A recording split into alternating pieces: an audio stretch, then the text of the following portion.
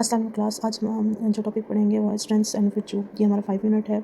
Strength कहते हैं किसी भी चीज़ को जो हमारे बिहेवियर को स्ट्रेंथन करने वाली क्वालिटीज़ यानी मजबूत करने वाली क्वालिटीज़, और विर्च्यू उन कंडीशंस को कहते हैं जैसे हम किसी के साथ कोई अच्छा काम करते हैं तो बदले में हमें उससे रिवॉर्ड की तवक्को नहीं होती, बल्कि हमें इंटरनल सेटिस्फेक्शन होती है, उसको हम विर्च्यू कहते हैं। ठीक है, इन दोनों का हमारे किसी सक्सेस या किसी अच्छे काम के कंप्लीट होने में बहुत अहम रोल होता है। जैसे अगर हम कहते हैं कि ये क्वालिटीज़ हैं, ठीक है, ये वैसी क्वालिटीज़ होती हैं जो हमारे बिहेवियर को एनहेंस करती हैं, हमारी ओवरऑल वेलबींग और मोरल कैरेक्टर को डेवलप करती हैं। इनका हमारे बिहेवियर पे क्या असर पड़ता है, ये हमारे बिहेवियर में प्रमोट करती हैं पर्सनल ग्रोथ को, सोशल हार्मनी को। ठीक है, और इनका जो कंसेप्ट होता है ये पॉजिटिव सर्वर इंटीग्रल कंसेप्ट होता है। इंटीग्रल कहते हैं जो सिर्फ एक ही मतलब सब्जेक्ट के अंदर उसका ताल्लुक ना हो, बल्कि डिफरेंट एस्पेक्ट से उसका ताल्लुक हो। मतलब इसका ताल्लुक वेलबींग से भी होगा, सब्जेक्टिव वेलबींग से भी होगा, लाइफ सेटिस्फेक्शन से भी होगा। ठीक है, ओवरऑल जो हमारा इंगेजमेंट होता है वो तमाम कैटेगरी से उसका ताल्लुक स्ट्रेंथ और विर्च्यू से होगा। तो ये क्या करता है, इसका फोकस क्या होता है, इसका फोकस होता है ह्यूमन स्ट्रेंथ्स और promoting positive aspects of life और ऑप्टिमाइजिंग एक्सपीरियंसेस। ठीक है, जो हमारे एक्सपीरियंस को ऑप्टिमाइज करती हैं। जो मोस्टली इस करेक्टर्स को डिफाइन करने के लिए जो हमारे पास स्केल यूज़ होता है उसको VI स्केल कहते हैं। देखिए, ये VI स्केल जो होता है वो क्लासिफिकेशन होती है स्ट्रेंथ्स की, जो हमारे पास एक साइकोलॉजिस्ट था क्रिस्टोफर पीटरसन, इसने हमें बताया था, और दूसरा था मेल्टन सेलिग्मैन। ये दोनों थे, इन्होंने 24 डिस्ट्रिक्ट करेक्टर्स बताए थे स्ट्रेंथ के डिफरेंट कल्चर्स के अंदर। ठीक है, और इनकी 6 ब्रॉड जो कैटेगरीज बनाई थी विर्च्यू की।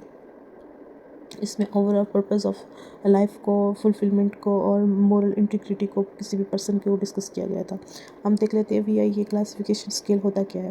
ठीक है, सबसे पहले VI में हमें इन्होंने जो सिर्फ 6 कैटेगरीज बनाई थी उनमें सबसे पहली कैटेगरी है विजडम की। इन्होंने कहा था विजडम होता क्या है। ठीक है, हम उर्दू में इसको अक्लमंदी कहते हैं विजडम को।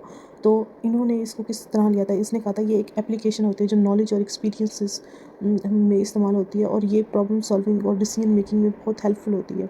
ठीक है, इसने क्या कहा था कि ये एप्लीकेशन होती है नॉलेज की और एक्सपीरियंस की, और जो हम प्रॉब्लम सॉल्विंग और डिसीजन मेकिंग में इस्तेमाल करते हैं। इसने कहा था कि ना जो हमारी स्ट्रेंथ्स होती हैं वही बताती हैं कि हम रियलिटी को किस तरह देखते हैं। ठीक है, उसकी कॉम्प्लेक्सिटी को किस तरह एक्सप्लेन कर सकते हैं, उसकी ट्रू मीनिंग को किस तरह फाइंड आउट कर सकते हैं। इन्होंने हमें स्ट्रेंथ के कुछ फॉलोइंग पॉइंट्स बताए थे। ठीक है, सबसे पहले है हमारे पास creativity, curiosity, judgement, love of learning और पर्सपेक्टिव। ठीक है, सबसे पहले क्रिएटिविटी है। क्रिएटिव कहते हैं प्रैक्टिकल आइडियाज़ को, ओरिजिनल थिंकिंग को। क्यूरियोसिटी कहते हैं डिज़ायर टू लर्न, कि हमें कोई डिज़ायर हो नई चीज़ सीखने की, सो हम क्यूरियोसिटी कहते हैं। जजमेंट ये होता है कि हमें किसी का डर खौफ के बगैर जो बैलेंस डिसीजन लेते हैं उसको हम जजमेंट कहते हैं। लव पैशन के साथ नई स्किल सीखना, ये हमारा लव ऑफ लर्निंग का प्रोस्पेक्ट कहते हैं। The ability to see big picture, understand various view point, कि हम ना एक छोटी तस्वीर जैसे हम देख रहे होते हैं, हम सिर्फ उस तस्वीर को नहीं देख रहे होते बल्कि उसके छोटे छोटे एलिमेंट्स के, उसके अंदर कितनी डिटेलिंग है, उसको प्रोस्पेक्ट कहेंगे। मतलब हमारा फोकस सिर्फ उस पिक्चर पे नहीं होगा बल्कि उसके एलिमेंट्स पे होगा, कि उसके अंदर कितनी वेराइटीज़ हैं, कितनी क्रिएटिविटी से वो चीज़ बनाई गई है। नेक्स्ट हमारे पास पॉइंट है करेज का। करेज कहते हैं कि courage about being resilient in different situation and performing actions according to one's beliefs even if things are going badly. कहते हैं ये करेज जो होती है ना, ये रिसिलियंस पावर होती है, कि हम कितनी भी डिफ़िकल्ट सिचुएशन में क्यों ना हो, कोई भी एक्शन परफॉर्म करो, जो हमारा बिलीव हो ना वो नहीं हिलना चाहिए उस चीज़ से। मतलब वो जैसा पहले था उस सिचुएशन में गुजरने के से पहले और बाद में वो सेम होना चाहिए। और ये यही हमारी स्ट्रेंथन करता है हमारे इमोशंस को, कि हमारे इमोशन कितने ट्रू हैं या हमारे अंदर कितना फियर है, इस चीज़ को हमें डिस्क्राइब करता है। इसकी स्ट्रेंथ, इसके भी करेज के भी कुछ पॉइंट्स हैं हमारे पास। सबसे पहले हमारे पास करेज, रेजिलियंस, ट्रूथफुलनेस और जिस्ट। करेज कहते हैं विलनेस को, कि हम सही कर रहे हैं या नहीं कर रहे, कि हम जो कर रहे हैं वो बिल्कुल ठीक है, यानी रिवॉर्डलेस जो पर्सनल डेंजर होती है उसको कहते हैं। रेजिलियंस के बारे में आप काफ़ी दफ़ा पढ़ चुके हो। ये persistent try when things are going way, मतलब हमें रेजिलियंस कहते हैं कॉपिंग स्किल को, हमें मुसलसल कोशिश करते रहने, चाहे वो चीज़ें बैडली ही क्यों ना हो रही हों, लेकिन हमें अपनी कोशिश जारी रखनी चाहिए, ताकि कभी ना कभी तो वो ठीक हो जाएगी। और ट्रूथफुल्स कहते हैं acting and speaking with integrity, मतलब सच्चाई के साथ बोलना, उसको ट्रूथफुलनेस कहते हैं।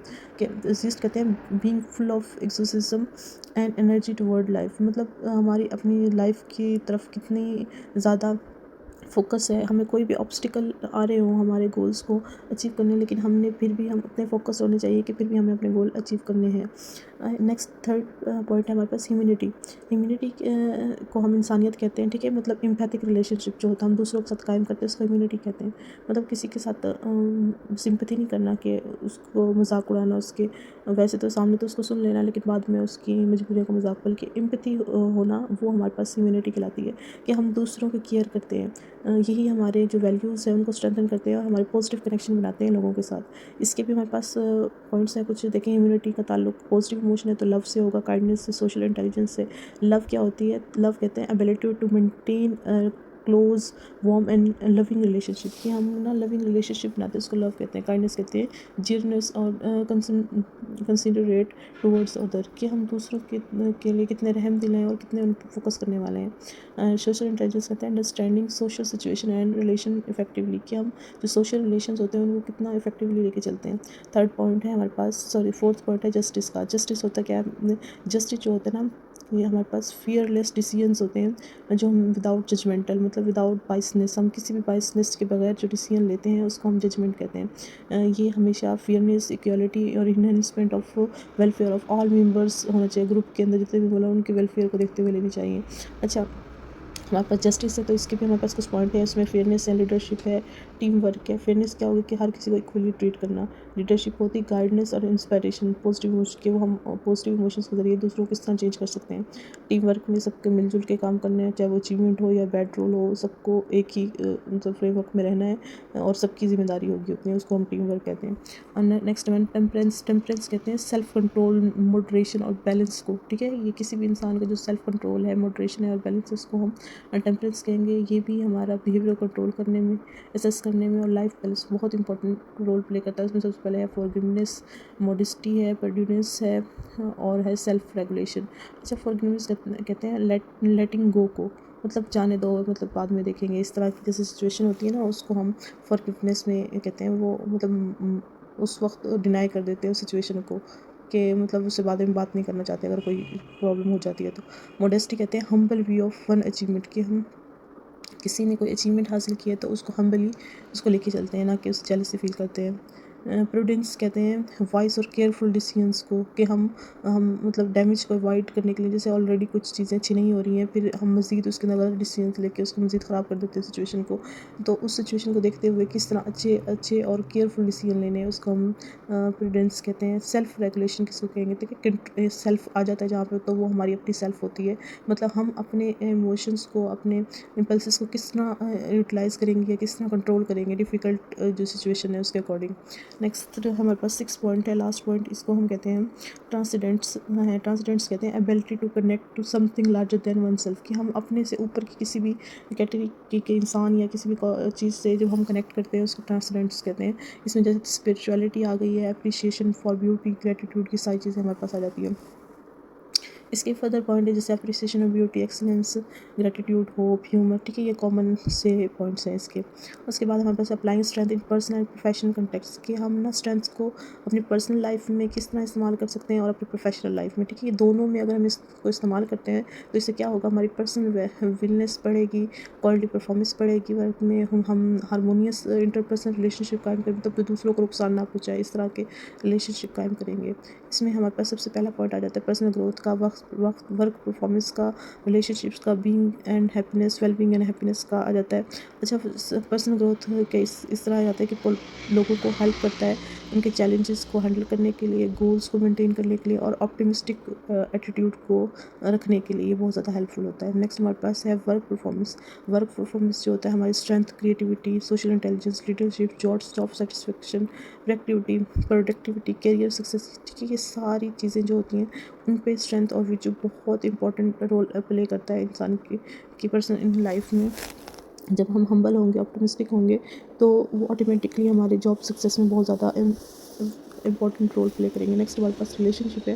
देखिए, अगर हम पॉजिटिव रिलेशनशिप टाइप करते हैं तो उससे क्या होता है, हमारा कैरेक्टर बिल्ड होता है। हम लव, काइंडनेस, फेयरनेस, ठीक है, और फैमिली, फ्रेंड्स, ठीक है, पार्टनर्स के साथ हम बहुत अच्छे तरीके से ट्रीट करते हैं, हमारा बिहेवियर अच्छा होता है, हम पॉजिटिव इमोशंस के साथ उन सिचुएशंस को डील करते हैं, तो ऑटोमेटिकली हमारे जो रिस्पेक्ट और म्यूचुअल अंडरस्टैंडिंग होती है वो बढ़ जाती है। और इससे रिलेशनशिप लॉन्ग लास्टिंग होते हैं। वेलबींग और हैप्पीनेस, इसके अंदर भी सब्जेक्टिव वेलनेस का, वेलबींग का बहुत ज़्यादा रोल होता है।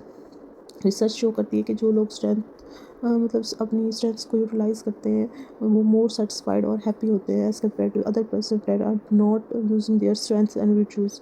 दे experience life flow but they not see people happy. इस ट्रेट को हम कहते हैं कि लोग ना मतलब हैप्पीनेस को किस किस तरह लेके चलते हैं अपनी लाइफ में। हैप्पीनेस जो होती है वो हमारी इंटरनल होती है, कभी भी एक्सटर्नल नहीं होती। जब हम इंटरनली चीज़ों को फील करते हैं और उनको अंडरस्टैंड करते हैं वो हैप्पीनेस कहलाती है। जो एक्सटर्नल करते हैं वो जस्ट लोगों को दिखाना होता है, वो हैप्पीनेस नहीं होती। ठीक है, ये था हमारा आज का चैप्टर। आप लोग इसे पढ़िएगा।